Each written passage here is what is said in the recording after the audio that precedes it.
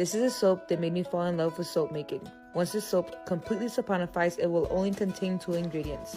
And those ingredients are organic cold-pressed coconut oil and organic coconut milk.